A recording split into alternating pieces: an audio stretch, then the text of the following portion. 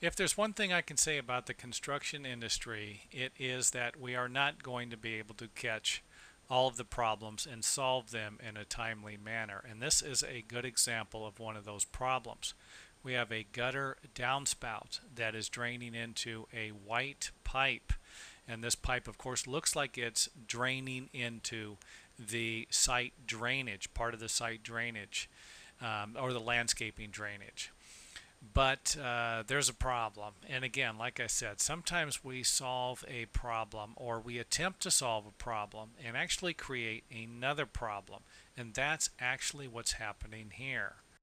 We have a pipe that is running uphill and it should be running downhill. If you notice, the sidewalk is sloping towards the street the way it should be. This is actually a good design, but it's creating a problem for the downspout or the gutter drainage because that pipe, that means that the pipe which is running along the concrete sidewalk is actually sloping uphill and would not be draining properly. So realistically, all they would need to do to fix something like this is raise the pipe probably about an inch or two, and then of course it would slope in the right way. Now don't forget, again, I see stuff like this and I know it's like, hey, they end up hiring somebody, a handyman, a plumber, whatever, and they're not really putting enough thought into it. Or even, let's face it, and honestly, if they did hire a plumber for something like this, a plumber probably would have known better and would have put a level on the pipe and verified that it wasn't going to be a problem. So this is what you get when you end up with a design problem, the original construction.